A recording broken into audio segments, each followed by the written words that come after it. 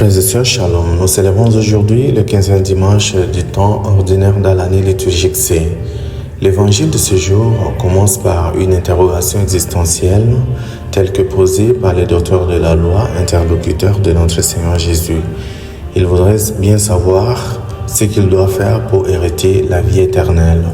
Cette question est cruciale, d'autant plus que elle nous rappelle comme chrétiennes, notre objectif ultime, celui d'un jour faire l'expérience de la béatitude, de la félicité éternelle, de rencontrer Dieu face à face.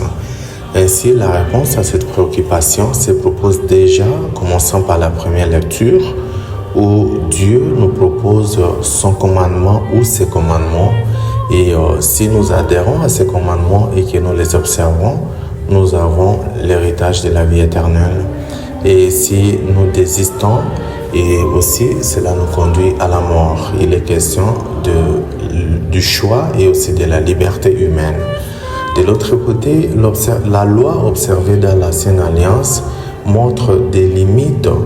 La limite, c'est quoi? C'est l'aspect de suivre la loi, d'observer les commandements par conformité, mais aussi par formalité, afin d'être en ordre par rapport à sa religion, par rapport à sa société. Et c'est ce qui est relayé dans la première partie de l'évangile, qui relaie la conversation entre Jésus et son interlocuteur. Et il rappelle tout ce qui a été prescrit dans la loi.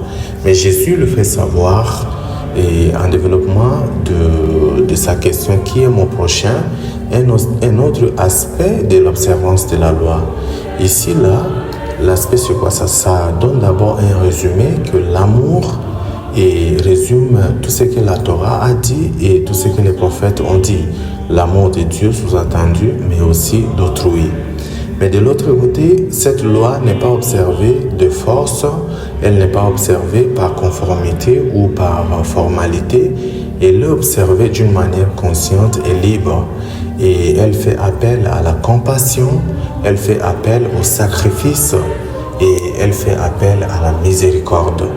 Ainsi, prenons la parabole du bon samaritain, nous trouvons comment est-ce que, d'une part, le prêtre, les lévites, qui étaient accrochés à l'observance de la loi par conformité, dévie l'homme qui a été accidenté, qui a été attaqué par les bandits. Et parce que le prêtre ne pouvait pas avoir contact avec les saints avant d'offrir les sacrifices divins. Mais l'homme qui passe, il a sûrement, certes, ses ambitions, il a son programme, mais il dépasse ça pour amener secours à cet homme qui était livré aux mains des bandits. Ainsi, Jésus nous fait savoir que notre amour doit transcender l'aspect de nos intérêts égoïstes. Notre amour doit être universel, ne pas cloisonner notre terrain et notre compassion à ceux que nous connaissons seulement, mais aussi aller au-delà, avoir compassion envers les personnes, même les plus étrangères.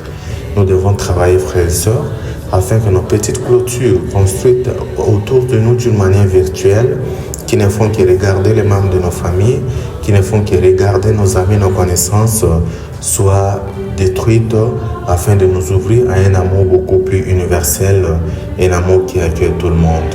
C'est la grâce que nous allons demander par cette célébration eucharistique, afin qu'en observant la loi de l'Église, que nous ne soyons pas comme des esclaves courbés sous la loi, mais que nous soyons des personnes qui aiment beaucoup plus librement et consciencieusement, d'autant plus que nos frères et sœurs démontrent l'image même de Dieu. Amen.